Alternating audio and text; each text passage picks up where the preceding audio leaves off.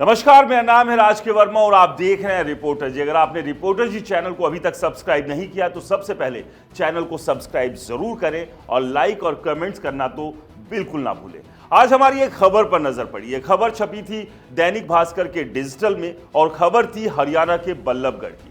अगर ये खबर सही है तो ये काफी गंभीर मामला हो जाता है, क्योंकि जो बीजेपी लगातार ये बात कहती है कि वो हिंदू और हिंदुत्व की लड़ाई हमेशा से लड़ती आ रही है और हिंदू और हिंदुत्व जब जब खतरे में होगा वो वहां पर खड़ी होगी। अगर उसी के एक ऐसे राज्य में जहां पर इतिहास रचते हुए वो तीसरी बार सरकार बनाने में कामयाब रही हो और वहीं पर अगर हिंदू खतरे में, यानी कि सैनी साहब के राज्य में अगर राम को पूजने वालों पर अगर खतरा मंडराए तो आप फिर समझिए कि सवाल उठने लाजमी है। आखिरकार ये पूरा मामला क्या है और इस पूरे मामले की कहानी क्या है और इस कहानी में से अभी तक क्या कुछ निकला है वो आपको बताते हैं। दरअसल ये पूरा का पूरा मामला हरियाणा के बल्लभगढ़ की सुभाष कॉलोनी का है। यहाँ पर एक परिवार रहता है जिस परिवार के मुखिया का नाम है दुर्गा प्रसाद, और दुर्गा प्रसाद जिस मोहल्ले में रहते हैं उनके अनुसार यहाँ पर बड़ी संख्या में अल्पसंख्यक यानी कि मुस्लिम परिवार भी आकर बस गए हैं। 30 साल से वो इस मोहल्ले में रह रहे हैं। इससे पहले उनका कहना है कि यहाँ पर मुस्लिम परिवारों की आबादी कम थी, लेकिन अब धीरे धीरे वो बढ़ गई है।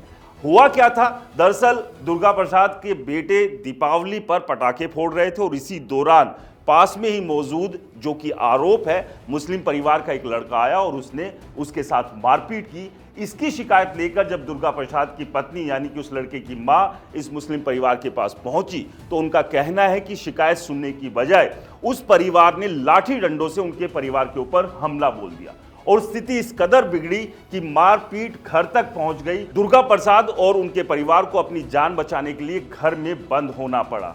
अब उन्होंने घर के बाहर एक बोर्ड लगा दिया है जिस बोर्ड पर लिखा है यह मकान बिकाऊ है। इस परिवार का कहना है कि अब उनकी जान को खतरा बढ़ गया है। अगर वो यहाँ रहते हैं तो आप समझिए कभी भी उनके साथ कोई भी बड़ी अनहोनी ये दूसरा परिवार यानी कि जो मुस्लिम परिवार है जिन पर आरोप लग रहा है वो कर सकते हैं।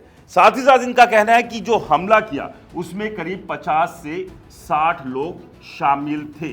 अब इसमें कितनी सच्चाई है वो तो खैर पुलिस जांच में ही साफ हो पाएगी, लेकिन अगर इस तरह से हो रहा है वो भी हरियाणा जैसे राज्य में, बल्लभगढ़ के एक शहर में जहां की सुभाष कॉलोनी में हिंदू परिवारों के साथ, तो ये अपने आप में सरकार को भी सोचना होगा।